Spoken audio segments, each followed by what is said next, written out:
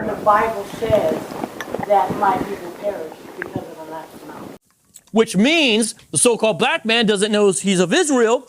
Therefore, he lives like the white man taught him, keeping Christmas instead of the holy days. And that's what it means when it says, my people, who are the Israelites, perish for lack of knowledge. We don't know who we are, sis. That just sounds like blah, blah. No, it doesn't. That's because you've been trained by those Christian pastors. You probably raised in the church. Why does your pastor not tell you these verses? Because he knows the truth, but he's hiding it from you. Read. They're not really listening. And That's because you've been brainwashed by the Christian church. What can you teach me? Besides, you're a woman. Where's your husband? This is all things they'll say to you, by the way. So if you don't have thick skin, keep it moving and just pray for me. So I have two questions. One is, for them to say that the Jews are fake. Ethnic and religious imposters. Right, I want to get at the Jews are the apple of God. Yeah, that's the so-called black man. Thank you for admitting. Okay. So I really want to make it about, oh my God, the Jews are fake, but they aren't fake. Yeah, because they have done the worst case of identity theft in the history of the world. And that's why Revelation 2:9 says so-called Jews. Read! So if they live in Israel, They stole our land.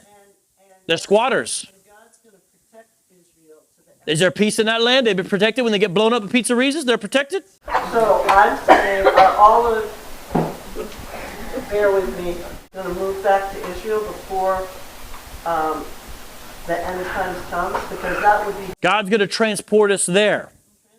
Yes, so if you're a one-wester, the chart guys, not the other guys, a chart guy, you believe that UFO sightings are actually chariots scoping out the land that will beam you up and take you to Israel while there's thermonuclear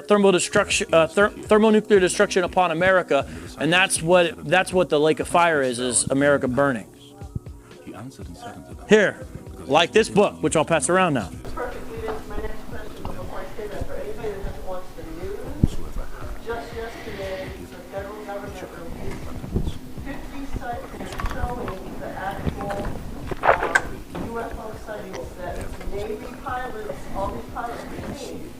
Every once in a while they put it on the news like, oh, just this one. Yeah, they would use that. They would say that's the black angels and the black UFOs coming to get us. The timing of you saying what you just said, and they just showed, yep, we really have all that data, and there's about 50 of them that we... Now, we need to be critical thinkers here, ladies and gentlemen. UFO means literally unidentified flying object. Let's just say it was the flying saucer. Does that tell you who's inside of it? So Christians got to be critical thinkers. If you see a ship, you don't know who was in there or where it came from. And most likely, now some of you won't like this. That's okay. We can have different opinions, right? Hopefully I've helped you so far so you don't hate me. Most of those, from what I've looked at, the main concern of the government is they're worried about experimental craft from enemies. Some do not seem to be able to be explained with the laws of physics. Perhaps those may be, it's possible, hypothetically, but I don't see how you can say you know for sure, demonic manifestations or something like that. But the problem is with a lot of Christians, they make all of them instead of looking for other explanations first. I think when you look at a lot of them, it seems like, the crazy thing is some of this, who would have thought we'd have space stations and all this? So if you think that's anti-gravitational equipment, real life experimental stuff, remember, they're simply unidentified. And even if you saw a craft, you don't know who's in there. It's a logical fallacy to say, look, craft, therefore Martians. It doesn't actually logically follow. We gotta think that. It also doesn't follow to say, look, craft, therefore demons. It's unidentified for a reason. Just to end that and then transfer to my next question. They actually did say, oh, we think it could be this or this, and one of their things was new technology. Yeah. Yes. So I do not hold to everything he teaches.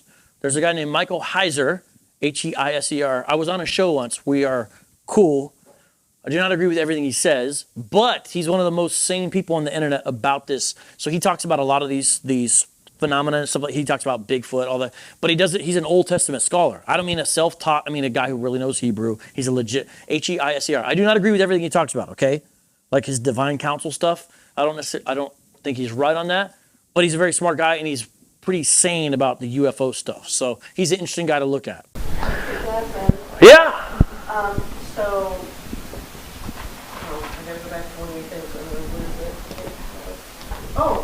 I want to know, are you at all familiar, there is a, I'll call it a white version of, so. Anglo-Israelites?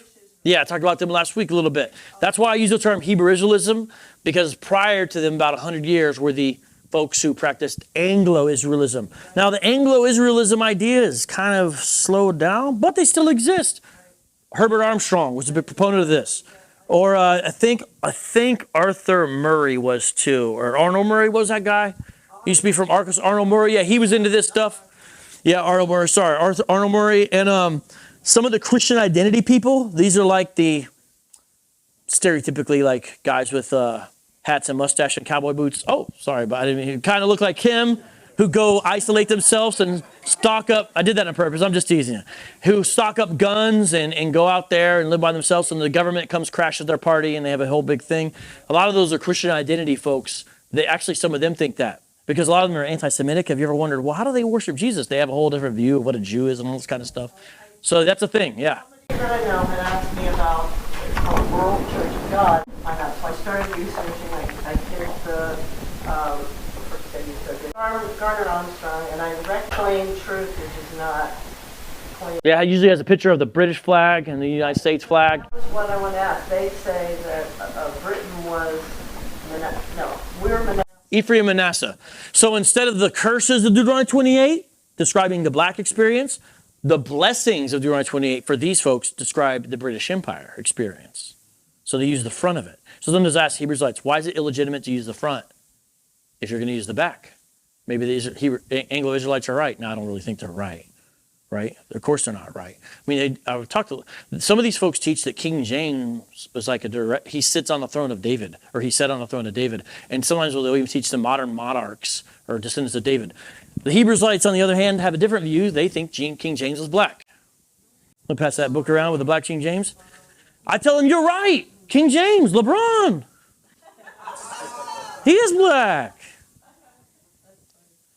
But, yeah.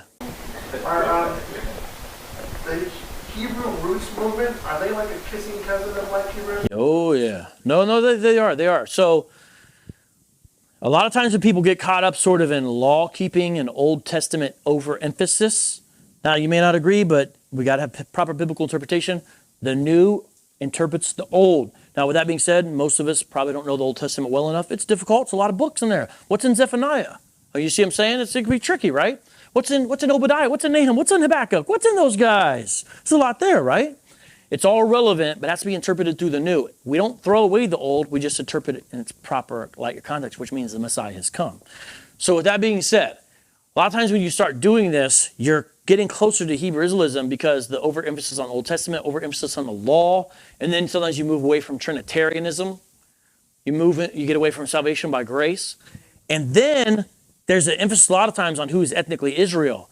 So it's easy then to fall into the trap, well, you want to be Israel then. So you'll find some way to make yourself Israel. So I know Hebrews-lites who did the whole Hebrew roots thing before moving on to Hebrew-Israelism. That can happen.